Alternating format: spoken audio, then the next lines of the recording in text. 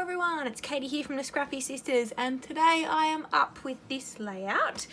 Excuse the lighting, it's very dark here, it's night time, but it's the only time I have to film and I don't have any studio lights, so it is what it is. So yeah, I created this layout. I actually created it for a challenge, sorry, let me think about my words here, for a challenge as part of the Secret Not Secret Kit Club Facebook group. Christina, who runs the Secret Not Secret Kit Club, has monthly crops and she has a whole heap of challenges, and this was created for one of the challenges. So it was a super quick layout, only took me 20 minutes to put together, which was the point of the challenge. It's a speed challenge, and as you can see, it's a monochromatic layout. So yeah, if you want to see this one come together, please continue watching. Bye!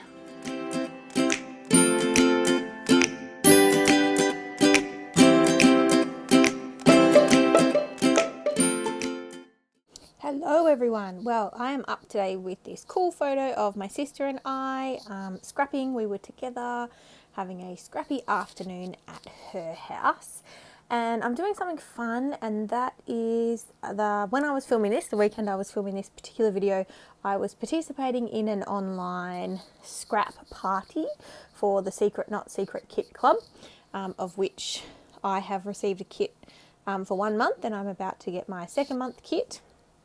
And Christina, who runs that kit club, puts on a scrap party every month. Oh, excuse me. And so this particular layout was a special challenge, and it was a speed challenge. So we had 30 minutes to scrapbook a layout, and for this one the layout had to be monochromatic. So I have chosen this kind of bluey teal, no, it's not really teal, it's blue, more a grey blue type colour, and this kit is a case of the Blahs. It's actually my Kitaholic Kits kit, which is a little ironic since I'm using my Kitaholic Kits kit to scrapbook for a challenge for a different kit club, but anyway, you just go with it. So this particular layout, I went through my kit and pulled out all the black and white papers as well as any of the papers that had the blue colour, and I also pulled out the embellishments that matched. And I don't know if it's cheating, but I did grab out my thickers for a title, kind of, so I'd already decided my title beforehand. So you can see me here, I'm just layering up some different pattern papers, tearing some of them as I'm doing now. I'm just using my ruler to help me tear, so it's not as distressed as if I was tearing it freehand, but it still gives it that, I guess, torn look.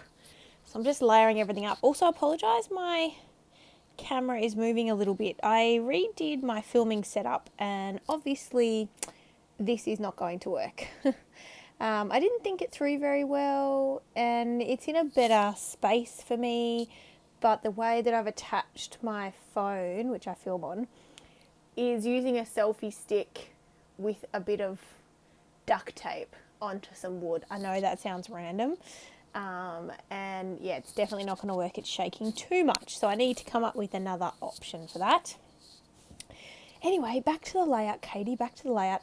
So I didn't edit out much of this process because the whole layout in total only took me like 22 minutes to put together, so I literally just sped this up sort of by 2 and left it at that. So you can see I'm roughing up the edges of one of the pieces of pattern paper. I was going to tear the top, but I couldn't take too much off it or it wouldn't have been wide enough for what I wanted, so I just roughed up the edges with some scissors, and that worked. And now I'm adding that, and I think this is the last layer for the paper layers behind my photo. So obviously I'm doing something exciting like putting a new YouTube video on. Oh no, I was getting what do you call those, foam dots. I did a big cleanup of my scrap room. I'm only halfway through, but I discovered a few things that I really need to use up, and these foam dots are one of them. I had a few like half-used packets, so they're very small, so don't, yell at me for putting too many foam dots on my photos. I did need a few because they're so small. Anyway, popping this up. So I am also using a full sheet of pattern paper in the background. I know it looks like it's been mixed media, but it hasn't. The pattern paper has black ink splatters on it already, and I liked the way that looked, so we're going with that. So you can see here I pulled out a couple of frames, or one frame at this point, which I'm cutting in half, and that is from the chipboard sheets, the sheet of chipboard in the Case of the Blahs collection from Pink Fresh Studio. I was right the first time. From Pink Fresh Studio, Case of the Blahs. And I'm just layering that frame in behind the photo, and I cut it in half because I wanted to use, most of it. So it kind of looks like it's one really long frame rather than two halves of a frame stuck in either side. And I'm pulling out a second frame this time round. This is a black and white one, and I'm adding one half of it down to the bottom right hand corner, as you can see there, and then the second half I am tucking in under the photo, just like that.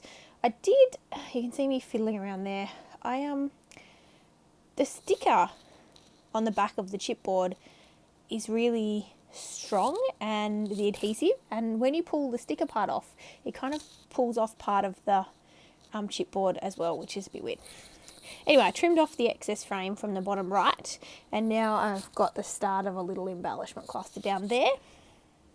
Now I wanted to put my title on, which I'd already decided, as I said earlier, that my title was going to be Friends Always. However, it takes me a while to figure out where I want this always to go. Probably doesn't feel like it takes me that long when you're looking back over it, but boy, I faffed around for what felt like a really long time.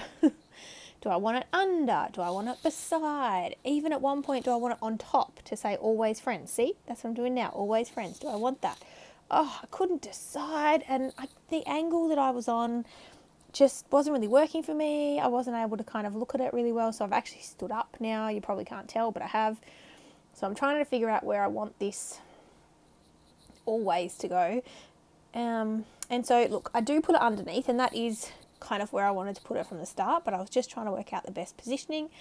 So I have added the Always Friends underneath, and now I'm just going through. I really wanted to use this particular chipboard piece that says Magic from the Mess, because in the background of this picture, you probably can't tell, but the background is pretty messy. We had stuff everywhere when we were scrapping, and we were filming together, and yeah, there was stuff everywhere, and I just thought that particular phrase was quite apt for this photo.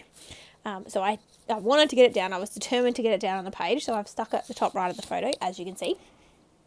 And now I'm just going through the ephemera pieces that I'd already pulled out that were black and white or blue. So I've pulled those out, and now I'm just looking through them and figuring out which ones I want to include. So I've added a label down to the bottom right, and I'm going to write my date on that label. So I've put that on top of the frame, and there were heaps of leaves, black and white, or what I think are leaves. I assume they're leaves. In the ephemera pack for the Case of the Blahs, as well as a couple of, well, definitely leaf stems, but I don't know, branches. They're not branches, but anyway, you can see what I mean. And so I'm sticking one of those leaf branches, for want of a better word, into under the photo on the right hand side. And then I had a dilemma because I wanted 3 pieces of the branch, the leaf branch, to go into my 3 clusters, but there were only 2 ephemera pieces. So what I actually did was cut one in half. So you can see that's what I'm doing now. So I've stuck it onto the bottom cluster on the bottom right, and then I've cut the excess off, and then I'm going to put that excess piece on the left. Yeah, on the left hand side of the photo there. And then to finish off the layout, I am going to, well, not quite to finish off, there's a few other bits, but I'm going to put a couple of the other black and white leaves into each of the clusters. So some I'll pop up on foam dots, some I stick flat down, but ultimately I add 2 to each cluster. And then that's kind of it. I'm almost done, but I do look at the layout and I think it needs something. I don't know what the something is, but it definitely needs something. My go-to would be mists, because that's what I always do, but the background is already kind of mist-like. And ultimately, I do still add mist Spoiler alert, because we're not there yet in the video. Getting ahead of myself, people. So I think I'm clearing a bit of space. So I've kind of finished the main part of my layout, and you can see there I get my mist out, and I'm thinking, do I want a mist? Are you even going to be able to see it? So then I go through, I've got a kind of a tub of enamel dots on my desk, and so I go through there and see if I have anything that matches. You can see me pulling out different packs and kind of putting them down to see whether the blues sort of match. The pack I've got there, the blues are pretty close. They're not perfect. They're a bit more blue, a bit of a darker blue than what's in the papers, but they were as close as I had. And then I had some white ones, so that was okay. It is what it is. It's white. And so I end up adding those to the layout. And again, I just make 3 clusters of 3 enamel dots. All the 3s.